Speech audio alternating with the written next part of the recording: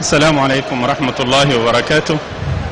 الحمد لله رب العالمين، والصلاة والسلام على أشرف المرسلين سيدنا محمد بن عبد الله النبي الأمين.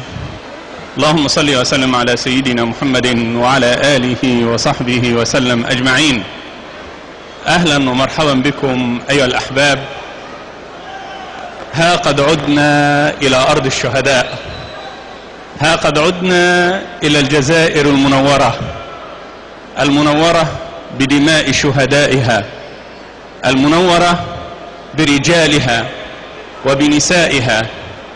ها قد عدنا، وإن غادرت أجسادنا فلن تغادر قلوبنا أرض الجزائر. فقد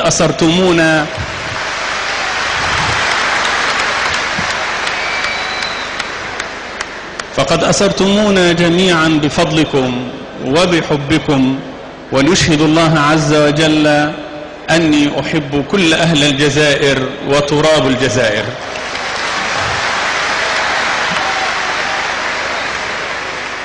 أشكركم شكرا جزيلا،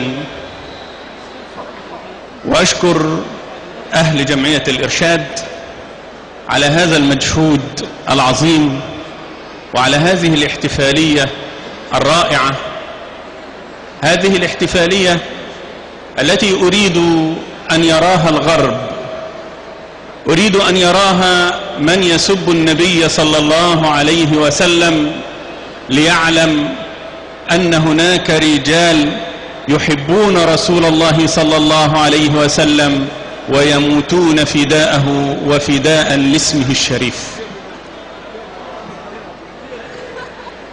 أحيي رجال جمعية الإرشاد، وأحيي علماء الجزائر من أول ابن باديس رحمه الله، وكل علماء جمعية العلماء.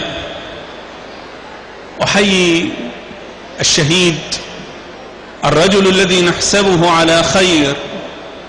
أحيي الرجل الذي سألته يوما ونحن في المدينة المنورة، سألته: يا شيخ، هل تحب أن تعيش في المدينة المنورة وتدفن في بقيع الغرقد؟ فقال: لا والله، إني أحب أن أعيش في أرض الجزائر وترتوي أرض الجزائر بدمي. رحم الله شيخنا وأسكنه فسيح جناته، رحم الله الشيخ محمد بو سليمان عليه رحمة الله.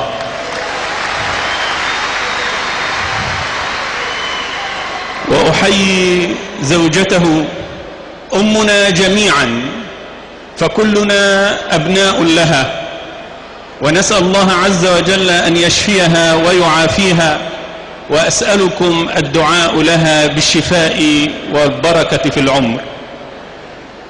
أحيي شيخنا وأستاذنا ومعلمنا الشيخ محفوظ نحناح عليه رحمة الله.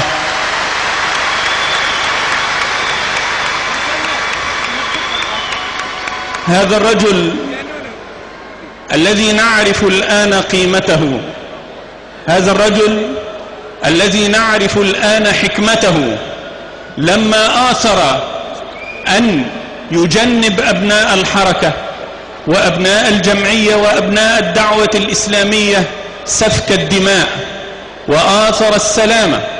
والبعض عاب عليه، ولكنه كان يقول: ستعلمون صحة رأيي لما أفارق هذه الدنيا.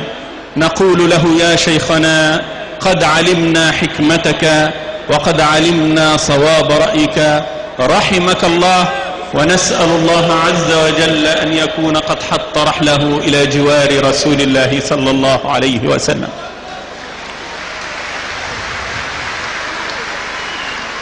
أيها الأحباب،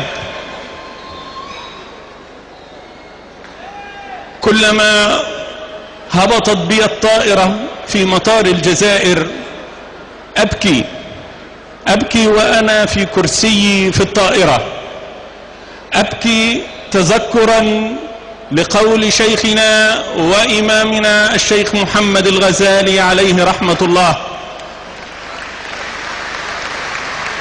الذي عشق هذه الديار وعشق هذه الأرض، وكان يقول لنا في بيته: إن الله عز وجل إذا قدر للإسلام أن يعود ويحكم الدنيا ويعود عزيزا، فستكون هذه العودة من إحدى بلاد أربع.